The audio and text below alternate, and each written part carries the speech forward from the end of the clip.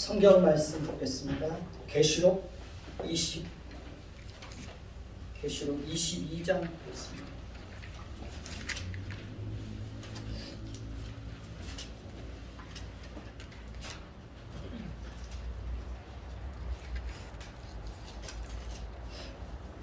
계시록 22장 1절부터 7절까지 보겠습니다.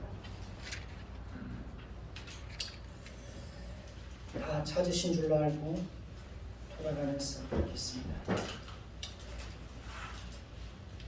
또 그가 수정같이 맑은 생명수의 강을 내게 보이니 하나님과 및 어린 양의 보좌로부터 나와서 길 가운데로 흐르도다. 강 좌우에 생명나무가 있어 12가지 열매를 맺되 해마다 그 열매를 맺고 그 나무 잎사귀들은 만국을 치료하기 위하여 있더라.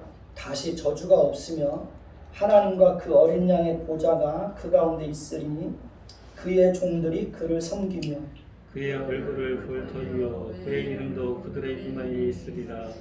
다시 밤이 없겠고 등불과 햇빛이 쓸데없으니 이는 주 하나님이 그들에게 빛이심이라. 그들이 세세토록 왕노릇하리로다. 또 그가 내게 말하기를 이 말은 신실하고 참된지라. 주고 선지자들의 영의 하나님이 그의 종들에게 반드시 속히 되어질 일을 보이시려고 그의 천사를 보내셨도다. 보라, 내가 속히 오리니 이 두루마리의 예언의 말씀을 지키는 자는 복이 있으리라 하더라. 아멘. 우리 나누어 주신 주님 고대가 한번 부르도록 하겠습니다.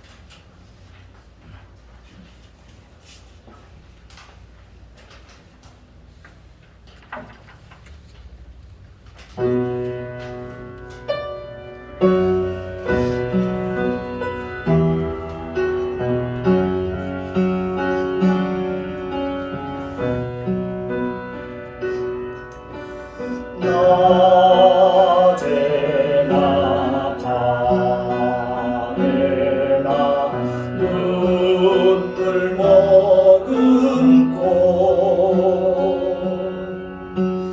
내 주님 오시기만 고대합니다.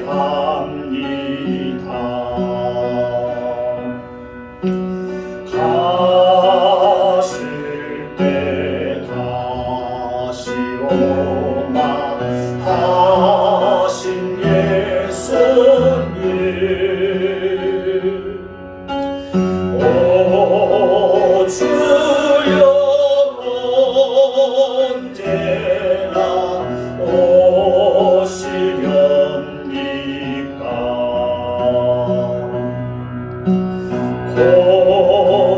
고적하고 순수한 빈들 땅에서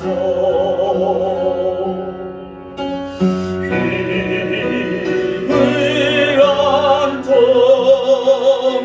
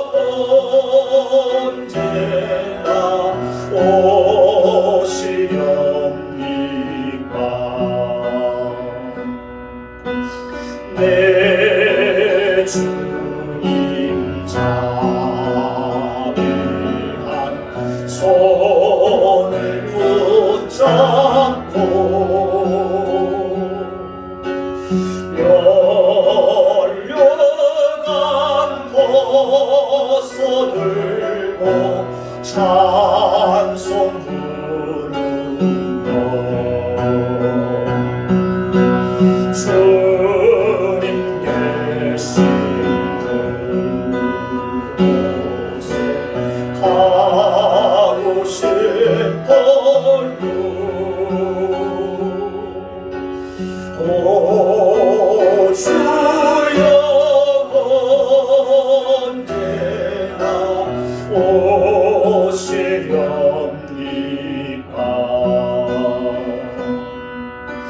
생구되는 경외나 그곳을 입고 기름 전개 다해 놓고 기다리오니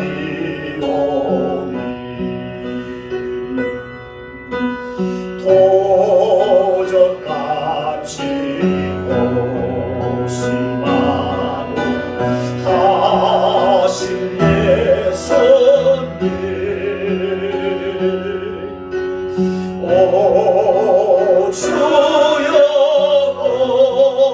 언제나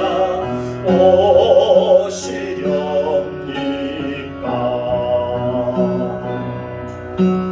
천년을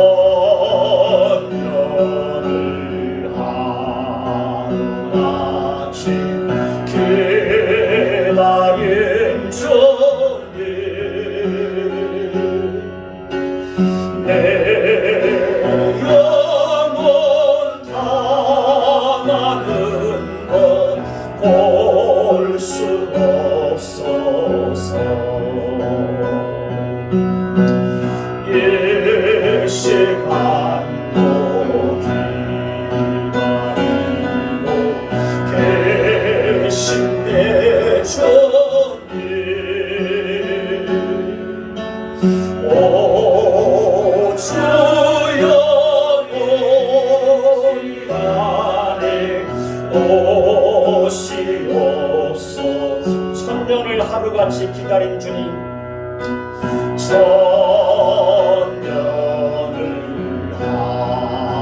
하루같이 기다린 주님 내 영혼 당하는 것 볼 수 없어서 이 시간도 기다리고 계신 내 주님 오 주여 이 시간에 오시옵소서.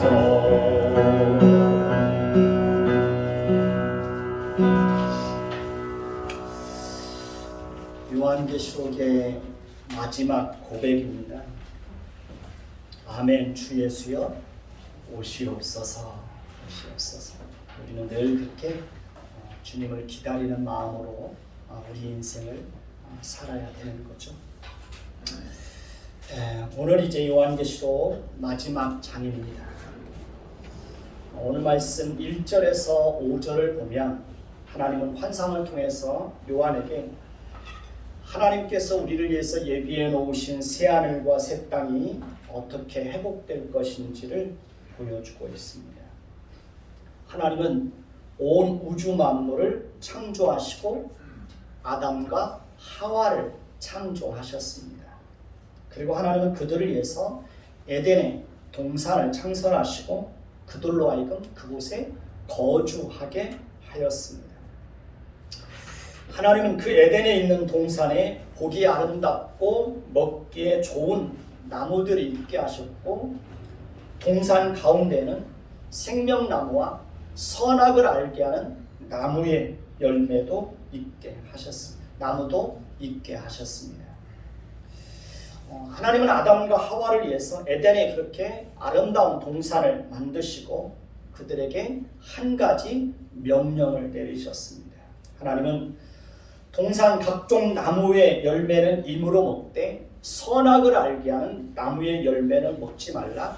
먹는 날에는 반드시 죽게 될 것이라고 말씀하셨습니다.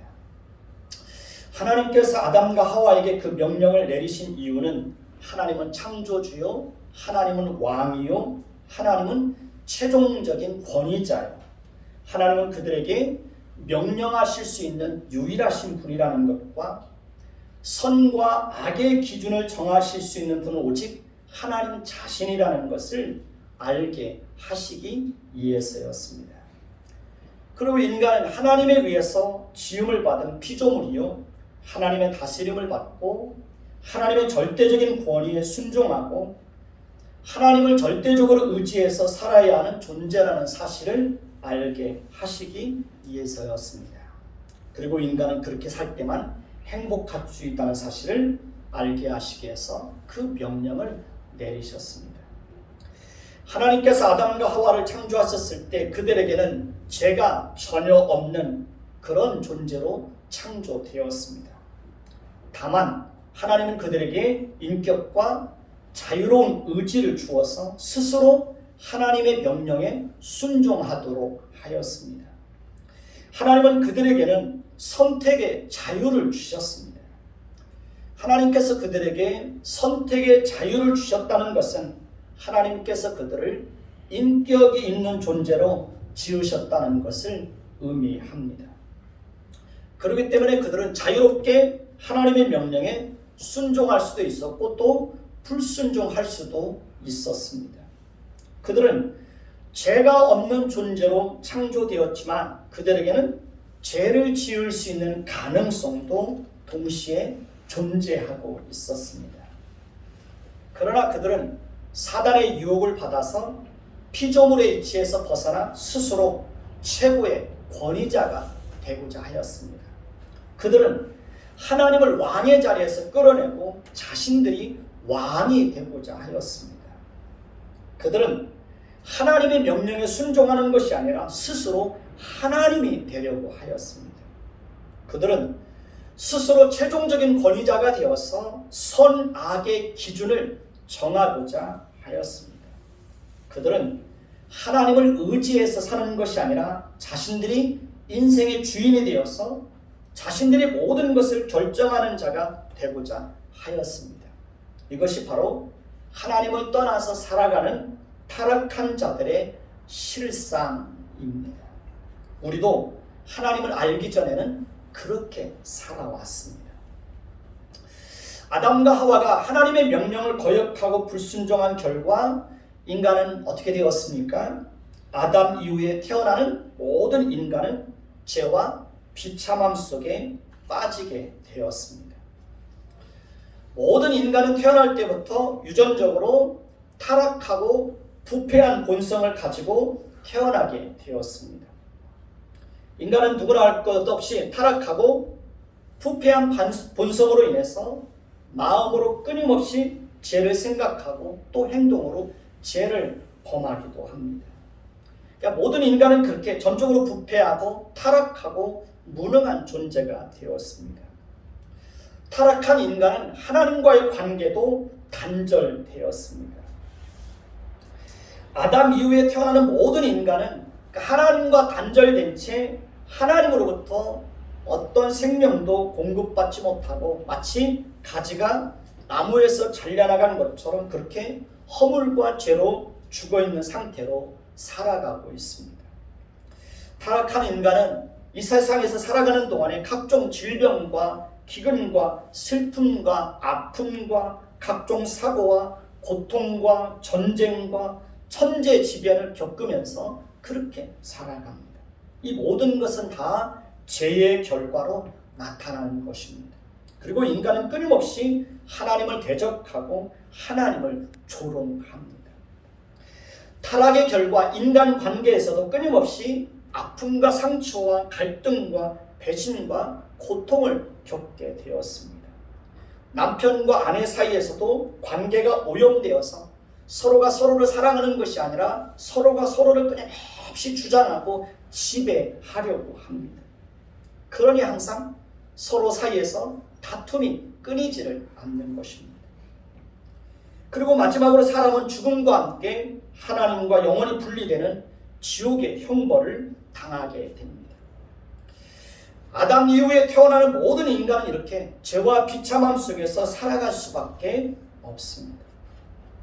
그런데 하나님은 오늘 말씀을 통해서 아담의 범죄와 타락으로 인하여 죄와 비참함 속에서 살아갈 수밖에 없는 사람들 중에 하나님의 자녀로 선택한 자들을 다시금 모든 죄와 비참함 속에서 건져주시고 그들이 잃었던 모든 것들을 다시 회복시켜 주실 것을 말씀하고 있습니다. 에덴의 동산에서 범죄함으로 잃어버렸던 모든 것을 다시 회복하고 에덴의 동산보다 더 아름답고 빛나고 영광스럽고 찬란한 새하늘과 새 땅으로 우리를 인도해 주실 것을 말씀하고 있습니다.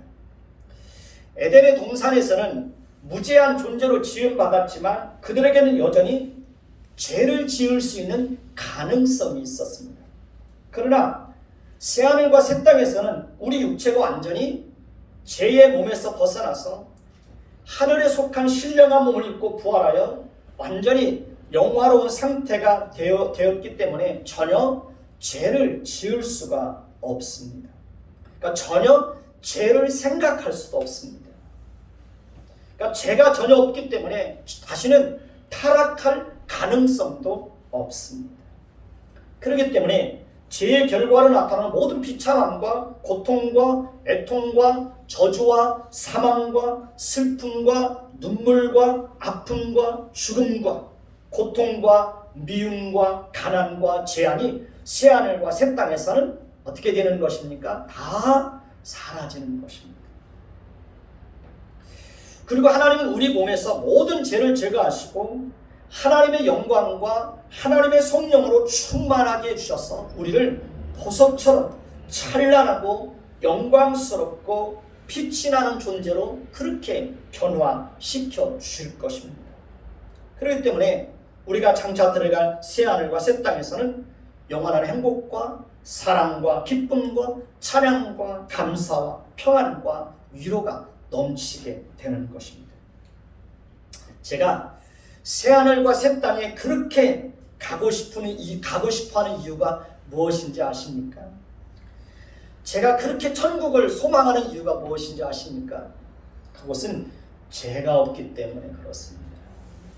저는 정말 죄가 없는 곳에서 살고 싶습니다. 그러니까 죄가 없는 곳에서 하나님과 함께 영원히 살고 싶은 그 열망이 늘 제 마음속에는 늘 끊임없이 그 갈망이 타오르고 있습니다. 그러니까 죄가 없는 곳에서 아무도 미워하지 않고 시기하지 않고 하나님의 성품으로 충만해져서 하나님을 사랑하고 모든 사람을 사랑하고 정말 그렇게 살고 싶어요. 그렇게 살고 싶어요. 여러분들은 그렇게 살고 싶지 않나요? 그러나 이 땅에서는 우리가 아무리 노력하고 결심하고 그렇게 살고 싶어도 그렇게 살 수 있습니까? 없습니까? 그렇게 살 수가 없습니다. 정말 어렵습니다. 어렵습니다. 우리 안에 있는 죄가 우리를 끊임없이 공격하고 고통스럽게 하고 끊임없이 죄와 비참함 속에 우리를 빠지게 만듭니다. 그렇기 때문에 우리는 이 땅에서 살면서 사도 바울이 탄식했던 것처럼 내가 원하는 바 선을 행하지 아니하고 도리어 원하지 아니하는 바 악을 행하는도다. 만일 내가 원하지 아니하는 그것을 하면 이를 행하는 자가 아니요 내 속에 거하는 죄니라. 오라 나는 곤고한 사람이로다. 이 사망의 몸에서 누가 나를 건져내랴. 바울이 그렇게 탄식하지 않았습니까? 우리도 그렇게 탄식하며 살아갈 수밖에 없는 것입니다. 우리를 그렇게 죄의 몸에서 구원하고 모든 비참함으로부터 구원해 주실 수 있는 분이 누가 있겠습니까? 바로 우리 주 예수 그리스도 한 분밖에 없습니다. 그러니까 예수님만이 우리를 죄와 모든 비참함으로부터 구원해 주실 수 있는 유일하신 분입니다. 그렇기 때문에 우리는 이 땅에서도 우리를 모든 죄와 비참함으로부터 구원해 주실 예수 그리스도를 바라보며 새하늘과 새 땅을 소망하며 살아야 하는 것입니다. 새하늘과 새 땅에는 다시는 저주가 없습니다. 우리는 새하늘과 새 땅에서 영원토록 하나님을 섬기는 자로 그렇게 살 것입니다. 우리는 새하늘과 새 땅에서 하나님의 영광을 보게 될 것입니다. 우리가 하나님의 영광을 볼 수 있는 것은 우리에게서 죄의 문제가 완전히 해결되었기 때문에 그렇습니다. 죄인들은 하나님의 영광을 보면 곧바로 어떻게 됩니까? 죽을 수밖에 없습니다. 그러니까 죄인들은 절대로 거룩하시고 진노하시는 하나님 앞에 설 수가 없습니다. 그러나 우리는 장차 죄가 없는 완전히 영화로운 몸으로 부활하게 될 것이기 때문에 새하늘과 새 땅에서는 하나님의 영광을 보아도 죽지 않게 되는 것입니다. 그렇기 때문에 우리는 새하늘과 새 땅에서 하나님의 영광을 볼 수 있게 되는 것입니다. 새하늘과 새 땅에서 우리는 영원히 하나님의 소유가 되어서 우리는 하나님의 백성이요 하나님의 아들이 되어서 하나님의 모든 영광에 참여하고 누리게 될 것입니다. 그리고 우리는 그곳에서 영원토록 왕노릇하게 될 것입니다. 새하늘과 새 땅에서의 왕노릇은 이 땅에서의 왕노릇과는 전혀 다른 것입니다. 이 땅에서의 왕노릇은 부패하고 타락한 본성을 따라서 자신들에게 주어진 힘과 지위와 부를 가지고 사람들에게 군림하고 다스리는 자로서 왕노릇을 합니다. 그러나 새하늘과 새 땅에서의 왕노릇은 새하늘과 새 땅에서는 하나님을 창조주요 절대적인 권위자요 하나님만을 유일한 왕으로 인정하고 그 하나님의 다스림을 온전히 받아들이는 것입니다. 하나님의 나라에서는 죄가 전혀 없기 때문에 하나님의 통치를 조금도 부족함이 없이 하나님의 통치를 완전하게 받게 됩니다. 그리고 하나님을 사랑하고 하나님을 섬기고 하나님의 백성들을 사랑하고 섬기는 진정한 왕노릇을 하게 되는 것입니다. 우리는 이 땅에서도 새하늘과 새 땅에서의 원리를 따라 살아가는 연습을 해야 됩니다. 우리는 군림하는 자들이 아니라 어디 가든지 어떤 사람들이 되어야 됩니까? 섬기는 자들이 되어야 합니다. 우리는 다른 사람의 유익과 행복을 위해서 내 것을 포기하고 희생할 수 있어야 합니다. 우리는 긍휼을 베푸는 자들이 되어야 됩니다. 우리는 심령이 가난한 자들이 되어서 끊임없이 누구를 의지해야 됩니까? 하나님을 의지하는 자들로 살아야 되는 것입니다. 6절을 보시면 또 그가 내게 말하기를 이 말을 신실하고 참된지라 주 곧 선지자들의 영의 하나님이 그 종들에게 반드시 속히 되어질 일을 보이시려고 그의 천사를 보내셨다고 말씀하고 있습니다. 하나님께서 천사를 통해서 요한에게 말씀하신 계시록의 모든 말씀은 신실하고 참되기 때문에 어떻게 된다는 겁니까? 반드시 이루어지게 될 것이라고 말씀하고 있습니다.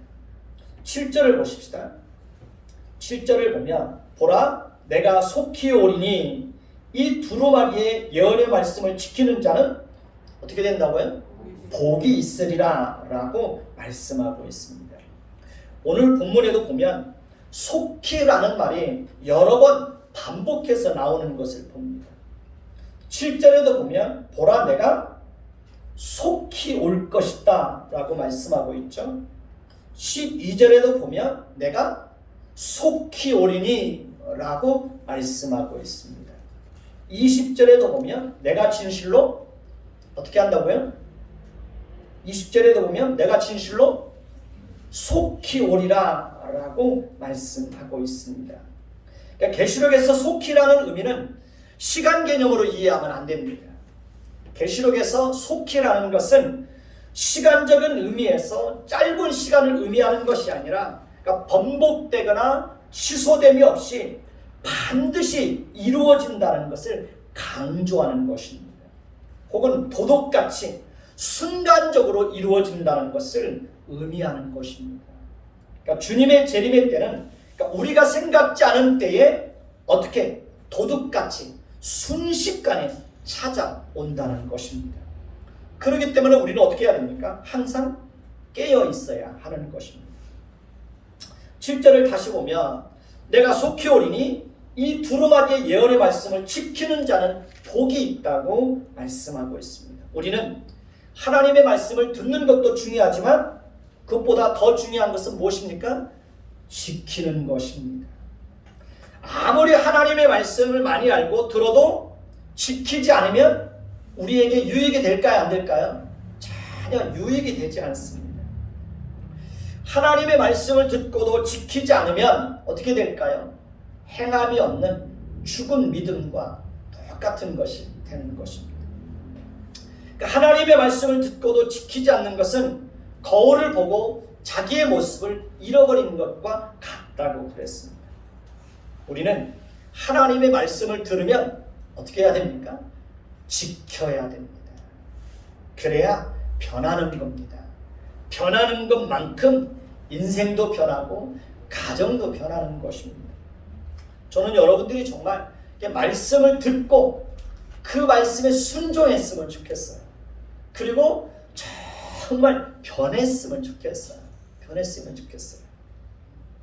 변화되는 것만큼 여러분들의 인생을 복되게 살아갈 수 있는 겁니다.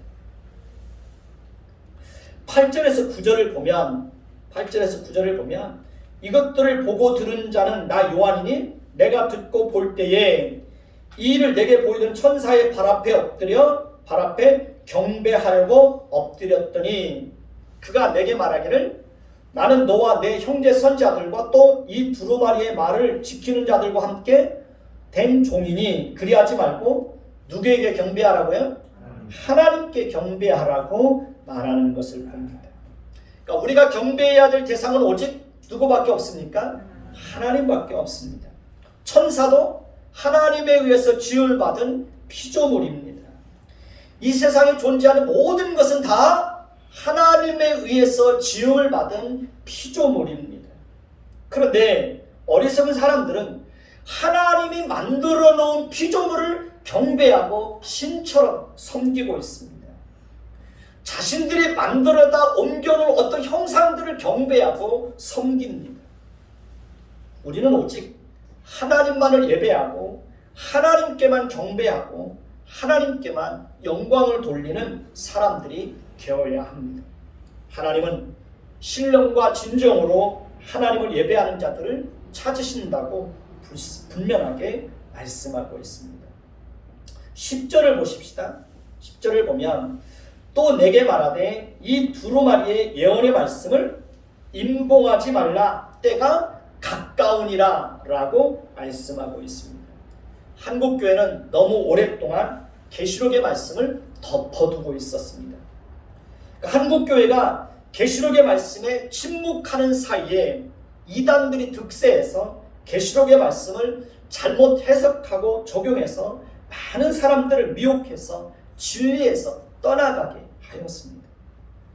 그리고 요한계시록을 설교하시는 분들 중에서도 많은 분들이 너무 상징적으로 해석한다든지 아니면 지나치게 문자적으로 해석해서 잘못된 종말론에 빠지게 하고 잘못된 신앙에 빠지게 하는 경우가 많이 있었습니다. 저도 요한계시록 강해를 준비하면서 바르게 이해하고 바르게 해석하고 바르게 적용하기 위해서 2년 동안 계시록의 말씀을 끊임없이 읽고 또 책을 읽고 강의를 들으면서 정말 한 주 한 주 최선을 다해서 말씀을 전하고 준비하고 그렇게 전하였습니다. 이제 오늘 드디어 계시록 강의를 마치게 되었습니다. 계시록 강의를 준비하면서 해석에 많은 어려움이 있었고 그때마다 정말 어떻게 해야 될지 몰라서 힘들어하고 지쳐서 하나님께 엎드려서 도움을 구할 때마다 하나님께서 은혜를 주어서 지금까지 올 수 있었습니다. 전적으로 하나님의 은혜로 계시록 강해를 마칠 수 있게 되었습니다. 여러분들도 그동안 힘들고 어려운 말씀을 듣느라고 고생 많이 하셨습니다. 다음 주부터는 좀 더 쉬운 말씀을 선택해서 그렇게 전하도록 그렇게 하겠습니다. 11절을 보십시다. 11절을 보면 불의를 행하는 자는 그대로 무엇을 행하고? 불의를 행하고, 더러운 자는 그대로 더럽고, 의로운 자는 그대로 의를 행하고, 거룩한 자는 그대로 거룩하게 하라고 말씀하고 있습니다. 하나님으로부터 선택받지 못한 사람들은 그들이 이 땅에서 나그네 인생을 마치는 그 마지막 순간까지, 그리고 마지막 심판이 임할 때까지 불의를 행하며 부패하고 타락한 본성을 따라서 하나님을 대적하고 불신앙 속에서 더럽고 음란하고 추한 일을 행하며 살게 될 것입니다. 그들이 그렇게 사는 것은 하나님께서 그들에게는 돌이킬 수 있는 은혜를 주시지 않기 때문입니다. 하나님께서 그들에게는 끝까지 돌이킬 수 있는 기회를 주시지 않기 때문에 그들은 죽을 때까지 그렇게 자기들 마음대로 자기 인생을 살아가는 것입니다. 하나님은 그들을 그렇게 살도록 내버려 두라는 거예요. 그러나 하나님으로부터 택함받은 사람들은 하나님께서 그들에게 돌이킬 수 있는 기회를 주시고 의롭고 거룩한 자로 살게 하시기 때문에 그들은 끝까지 의롭고 거룩한 삶을 살아가게 되는 것입니다. 하나님께서 열심을 가지고 우리 인생 가운데 간섭해 주셔서 우리 인생을 그렇게 이끌고 가는 것입니다. 저와 여러분이 매일같이 의롭고 거룩하고 살고 있다면 그것이 바로 은혜이고 복인 줄로 알아야 됩니다. 12절을 보면 보라 내가 속히 오리니 내가 줄 상이 내게 있어 각 사람에게 그가 행한 대로 어떻게 하시겠다고요? 갚아주시리라고 말씀하고 있습니다. 하나님께서 우리에게 주시는 최고의 상은 무엇일까요? 이 땅에서 하나님의 성품을 선물로 주어서 우리로 하여금 새로운 인생을 살아가게 하는 것입니다. 그리고 장차 영화로운 몸을 입고 부활하여 영원한 생명을 가지고 새하늘과 새 땅에 당당하게 입성해서 하나님께서 우리를 예비해 주신 그 모든 영광에 참여하게 하는 것입니다. 그러니 우리는 이 땅에서도 견고하여 흔들리지 말고 항상 주의 일에 더욱 힘쓰는 자들이 되어야 합니다. 그러니까 주 안에서 우리의 모든 수고는 결코 헛되지 않을 것이라는 것을 성경은 우리에게 분명하게 약속하고 있습니다. 하나님은 우리가 은밀한 가운데서 행하는 모든 것을 은밀한 가운데서 다 살펴보시고 은밀하게 갚아주시겠다고 약속하고 있습니다.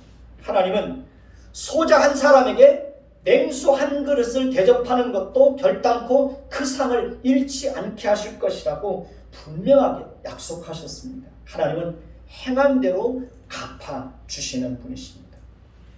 13절을 보면 13절을 보십시다. 나는 알파와 오메가요 처음과 마지막이요 시작과 마침이라고 말씀하고 있습니다.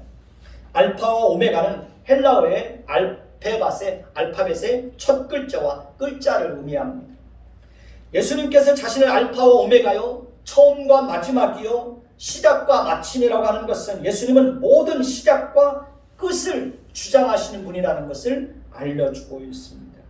예수님은 온 우주 만물을 창조하신 분입니다. 그렇기 때문에 마지막 심판을 행하시는 분도 예수님 자신이라는 것을 분명하게 선언하고 있습니다. 예수님은 예수님께서 시작하신 일은 반드시 완성하시고 끝을 보시는 분입니다. 우리의 구원을 시작하신 분도 예수님이시기 때문에 우리의 구원을 완성하실 분도 누구십니까? 예수님 자신이십니다. 우리 인생의 시작과 끝을 주장하신 분도 누구실까요? 예수님이십니다.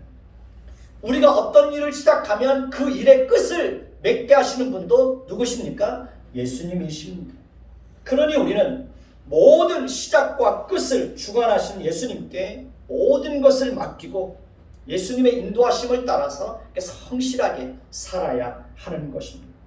그러니까 끝맺음을 잘하는 것도 하나님의 은혜입니다. 대부분의 사람들을 보면 어떤 일을 시작하시면 끝맺음을 못 하시는 분들이 많이 있습니다. 그 끝맺음을 잘하는 것도 지혜입니다. 하나님께서 함께 하시지 않으면 우리는 무슨 일을 하다가 항상 중간에 포기할 수밖에 없습니다. 그러니 우리는 무슨 일을 시작하기 전에 마무리를 잘 할 수 있을 때까지 하나님의 그 모든 과정 속에 함께 해주시기를 위해서 우리는 끊임없이 하나님의 은혜를 구해야 되는 것입니다. 14절을 보면 자기 두루마리를 빠는 자들은 어떤 사람이라고요? 복이 있으니 그들이 생명나무에 나아가며 문들을 통하여 성에 들어갈 권세를 받으려 함이로다 라고 말씀하고 있습니다. 우리는 이미 예수 그리스도의 피로 우리의 모든 죄를 다 용서함 받은 자들입니다. 그럼에도 불구하고 우리는 우리 안에 있는 부패한 본성으로 인하여 날마다 죄를 생각하고 죄를 지으면서 살아갈 수밖에 없습니다. 그렇기 때문에 우리는 날마다 예수 그리스도의 보혈의 피로 우리 마음과 생각으로 범하는 모든 죄를 씻어주시기 위해서 끊임없이 기도해야 되는 것입니다. 그리고 우리는 끊임없이 거룩한 삶을 살아가야 됩니다. 하나님의 성품을 풍성하게 닮아가기 위해서 끊임없이 하나님의 은혜를 구해야 합니다. 우리가 그렇게 살아야 하는 이유는 이미 우리는 생명나무에 나아가며 문들을 통하여 성에 들어갈 권세를 받은 자들이기 때문에 그렇습니다. 여기서 생명나무에 나아간다고 하는 것은 새롭게 회복된 새하늘과 새 땅에 들어가는 것을 의미합니다. 그것을 오늘 말씀에서는 에덴 동산에 있는 생명나무에 나아간다고 그렇게 묘사하고 있는 것입니다. 그러니까 아담의 범죄로 인하여 에덴의 동산에서 쫓겨났지만 우리는 이제 예수 그리스도의 은혜로 새롭게 회복된 에덴의 동산, 즉 새하늘과 새 땅에 들어갈 권세를 얻게 되었다는 사실을 말씀하고 있습니다. 그러니 우리는 이 땅에서도 그 나라에 들어갈 권세를 얻은 자들답게 어떻게 살아야 됩니까? 부끄럽지 않게 우리의 삶을 살아야 되는 것입니다. 15절을 보십시다. 15절을 보면 개들과 점술가들과 음행하는 자들과 살인자들과 우상 숭배자들과 및 거짓말을 좋아하며 지어내는 자는 다 어디에 있으리라고요? 성 밖에 있으리라고 말씀하고 있습니다. 이들은 새하늘과 새 땅에 들어가지 못할 자들입니다. 이들은 둘째 사망 곧 불과 유황으로 타는 못에 던져질 자들입니다. 여기서 개들은 거짓된 가르침을 베푸는 자들을 말합니다. 그러니까 거짓된 가르침을 베푸는 사람들이 정말 많이 있습니다. 사람들의 욕심을 채워주는 거짓된 복음을 전하는 사람들이 많이 있습니다. 거짓 기적과 거짓 능력을 행하는 사람들이 많이 있습니다. 거짓으로 예언을 하는 사람들이 많이 있습니다. 거짓 방언을 행하는 사람들이 많이 있습니다. 거짓으로 귀신을 쫓는 사람들이 많이 있습니다. 예수 믿으면 만사형통하고 성공하고 모든 병이 낫는다고 잘못된 가르침을 베푸는 사람들도 많이 있습니다. 구원은 오직 예수 그리스도를 통해서만 얻는 것이 아니라 다른 길을 통해서도 얼마든지 구원을 얻을 수 있다고 주장하는 어리석은 신학자들도 있습니다. 거짓 목사, 싹군 목사, 거짓 교사들이 많이 있습니다.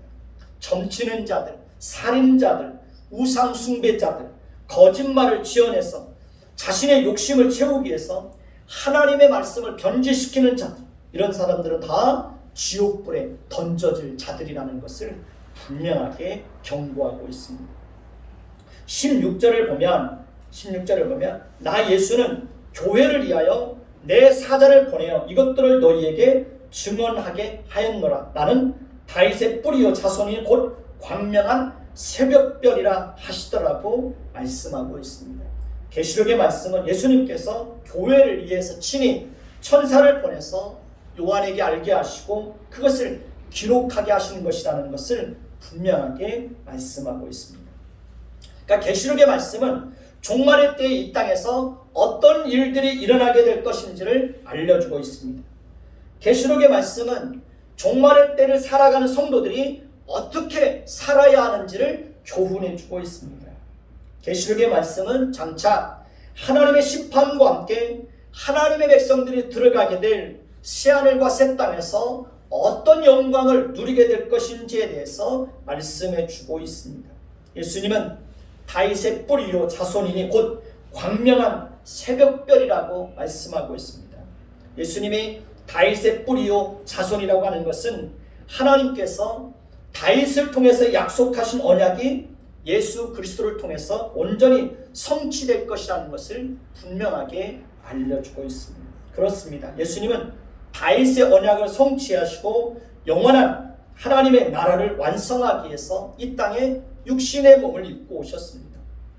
예수님이 광명한 새벽별이라는 것은 예수님만이 하나님의 백성들을 모든 죄와 어둠과 두려움과 슬픔과 고통과 눈물과 아픔과 비참함으로부터 건져주시고 하나님의 백성들에게 진정한 위로와 소망과 희망을 가져다 주시는 분이라는 것을 그렇게 상징적으로 알려주고 있습니다. 예수님은 우리 인생의 광명한 새벽별과 같은 분입니다. 예수님이 우리 가정과 우리 인생 가운데 찾아오면 어둠이 떠나가고 소망이 넘치게 되는 것입니다. 그러니 우리는 이 땅에서도 예수님을 섬기고 예수님을 예배하고 예수님을 기쁘시게 하는 것을 우리 인생의 제일 되는 목적으로 삼고 살아야 하는 것입니다. 17절을 보시면 17절을 보면 성령과 신부가 말씀하시기를 오라 하시는도다. 듣는 자도 오라 할 것이요 목마른 자도 올 것이요 또 원하는 자는 값없이 생명수를 받으라 하시더라고 말씀하고 있습니다. 여기서 신부는 교회를 상징합니다. 이 말씀은 교회와 우리의 사명이 무엇인지를 분명하게 알려주고 있습니다. 교회와 우리의 사명은 무엇입니까? 하나님을 알지 못하는 사람들에게 끊임없이 어떻게 해야 됩니까? 오라 라고 초청하는 것입니다. 그러니까 우리가 하나님이 어떤 분인지를 알고 이 땅에서 하나님의 말씀을 알고 하나님의 말씀을 따라 살아가는 것이 얼마나 복된 것인지를 알고 또 장차 새하늘과 새 땅에서 누리게 될 영원한 행복과 또 지옥의 심판을 진심으로 믿는 사람이라면 우리는 끊임없이 하나님을 알지 못하고 살아가는 사람들에게 뭐라고 말해야 됩니까? 하나님께로 돌아오라 라고 끊임없이 권면하고 초청해야 되는 것입니다. 우리는 우리의 거룩한 삶을 통해서도 주변 사람들에게 하나님께로 돌아오라고 그렇게 초청하는 삶을 살아야 되는 것입니다. 그리고 누구든지 하나님께로 돌아와서 하나님을 알면 그들의 인생 가운데 놀라운 변화들이 일어나게 되는 것입니다. 가치관에 큰 변화가 일어납니다. 인생의 진정한 목적과 의미를 새롭게 발견하게 되는 것입니다. 그래서 이전과는 다른 전혀 새로운 인생을 살아갈 수 있는 그 길이 하나님께로 돌아오는 자, 예수님께로 돌아오는 자들에게는 그런 새로운 인생이 약속되어져 있습니다. 그러니 예수님을 믿는다는 것이 얼마나 복된 것입니까? 저는 이 땅에서 태어나서 제가 가장 잘한 것이 예수를 믿은 것이라고 그렇게 생각합니다. 그러니까 제가 잘한 것이 아니라 하나님이 저에게 은혜를 주셔서 예수를 믿게 한 것. 저는 그것이 너무 감사해요. 내가 예수님을 몰랐다면 내가 어떻게 이런 인생을 살아갈 수 있었을까? 내가 예수님을 몰랐다면 어떻게 이런 가정을 이룰 수 있었을까? 내가 예수님을 몰랐다면 어떻게 자녀들과 정말 친밀한 관계를 누리면서 그렇게 살아갈 수 있었을까? 생각하면 끔찍합니다. 끔찍해요. 예수님을 바르게 믿고 예수님을 바르게 섬기는 것은 그렇게 우리 인생 가운데 많은 변화들을 가져다 주는 것입니다. 우리가 예수님 안에 새로운 인생이 약속되어져 있음에도 불구하고 우리가 그 인생을 살지 못하는 것은 사실은 우리가 하나님의 말씀을 듣고도 그렇게 살지 않기 때문에 그러는 거예요. 그러니까 우리가 변화되지 않기 때문에 그런 인생을 살지 못하는 것입니다. 변화되는 것만큼 우리 인생 속에 하나님의 은혜가, 하나님의 위로가, 하나님의 축복이 담겨지는데 우리는 그 축복이 담겨져 있음에도 불구하고 우리는 스스로 변화되는 것을 거부하고 살아갑니다. 그러니 안타깝죠. 하나님을 진정으로 알면 절대로 마음과 육체가 원하는 바를 따라서 쾌락을 추구하며 살지 않습니다. 저와 여러분 자녀들이 정말 이 땅에서 바르고 행복한 인생을 살기를 원한다면 자녀들을 그리스도께로 성실하게 인도하십시오. 하나님을 알지 못하면, 하나님을 등지고 살아가면 모든 사람들은 죄와 비참함 속에서 살아갈 수밖에 없습니다. 저와 여러분들이 그리스도 안에서 살아가는 삶이 얼마나 복된지를 진정으로 안다면, 또 그렇게 살아가고 있다면 그렇게 살지 못하는 사람들을 향하여서 끊임없이 오라고 초청해야 됩니다. 더더욱 자녀들을 그렇게 살아가도록 끊임없이 인도해야 되는 것입니다. 저와 여러분 자녀들이 정말 하나님을 알기 위해서 늘 기도하셔야 됩니다. 돈은 물려주지 않아도 괜찮습니다. 다만 믿음만은 물려주십시오. 하나님을 아는 지식을 자녀들에게 물려주십시오. 그것을 최고의 가치로 알고 그렇게 가정을 이루셔야 됩니다. 그래야 우리 자녀들이 정말 복 있는 자로 인생을 살아갈 수 있게 되는 것입니다. 18절 19절을 보면 18절 19절을 보십시오. 내가 이 두루마리에 예언의 말씀을 듣는 모든 사람에게 증언하노니 만일 누구든지 이것들 외에 더하면 하나님이 이 두루마리에 기록된 재앙들을 그에게 더하실 것이요, 만일 누구든지 이 두루마리의 예언의 말씀에서 제하여 버리면 하나님이 이 두루마리에 기록된 생명나무와 및 거룩한 성의 참여함을 제하여 버리시겠다고 무서운 경고를 하고 있습니다. 하나님의 말씀을 더하거나 빼는 자에게는 무서운 진노의 심판이 임할 것을 말씀하고 있습니다. 하나님의 말씀을 변질시키고 왜곡시키고 거짓 복음을 전하는 자들에게 무서운 저주가 임할 것을 경고하고 있습니다. 그들은 새하늘과 새 땅과 및 거룩한 성에 참여함에 제하여 버림을 받을 것이라고 그렇게 말씀하고 있습니다.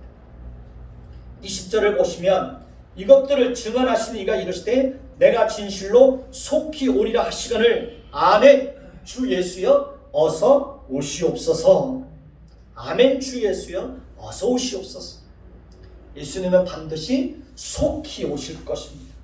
우리가 알지 못하는 때에 어느 날 갑자기 예수님은 우리에게 찾아오실 것입니다. 심판도 어느 날 갑자기 찾아오는 것입니다.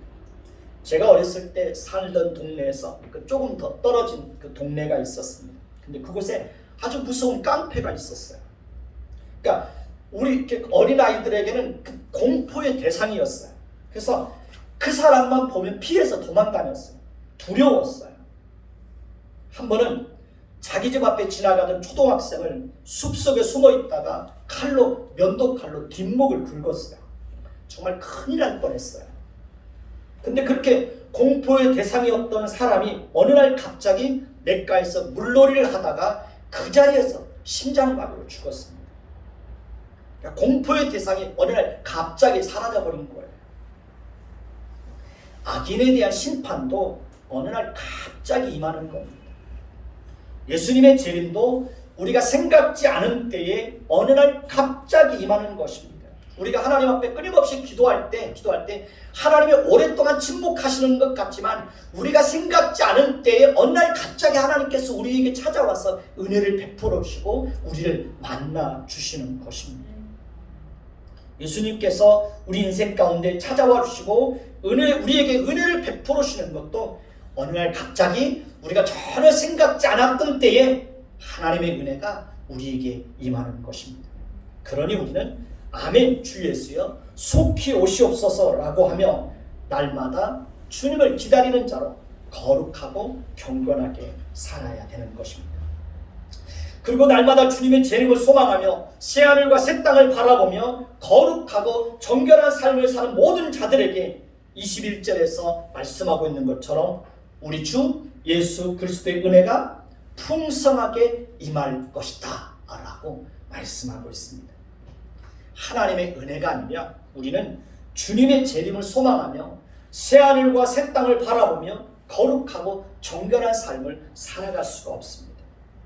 주님의 재림을 소망하며 새하늘과 새 땅을 바라보며 사는 자들만이 이 땅에서도 믿음의 선한 싸움을 잘 싸우고 끝까지 믿음을 지키며 승리의 삶을 살아갈 수 있습니다. 그러니 우리는 끊임없이 무엇을 구해야 됩니까? 하나님의 은혜를 구해야 되는 것입니다. 하나님의 은혜가 우리에게 끊임없이 공급되어질 때 우리는 끊임없이 천국을 바라보며 이 땅에서도 거룩한 삶을 성실하게 살아낼 수가 있는 것입니다. 기도하겠습니다. 주님, 이제 요한계시록 강해를 시작하고 이제 오늘 계시록을 마치게 되었습니다. 이 일을 시작하게 하신 분이 또 하나님이시고 과정 속에 함께 하신 분이 하나님이시고 이 일을 마치게 하신 분도 하나님이십니다. 모든 것이 하나님의 은혜임을 주님 앞에 고백합니다. 주님, 재림의 때가 있음을 기억하고 심판의 때가 있음을 기억할 수 있도록 하나님 도와주옵소서. 또 새하늘과 새 땅이 우리에게 약속되어져 있음을 기억하고 그 새하늘과 새 땅을 바라보며 이 땅에 비록 육신의 몸을 입고 살아가지만 이 땅의 마음을 빼앗기지 않고 끊임없이 하나님 나라를 바라보며 믿음을 지키며 승리의 삶을 살아갈 수 있게 하옵소서. 하나님 나라를 소망하며 끊임없이 거룩한 삶을 살아갈 수 있게 하옵소서. 우리의 힘으로 그렇게 살 수 없음을 주님 앞에 고백합니다. 그렇게 살 수 있는 은혜가 우리 모두에게 끊임없이 공급되어지게 하옵소서. 예수 그리스도의 이름으로 감사하며 기도드립니다. 아멘.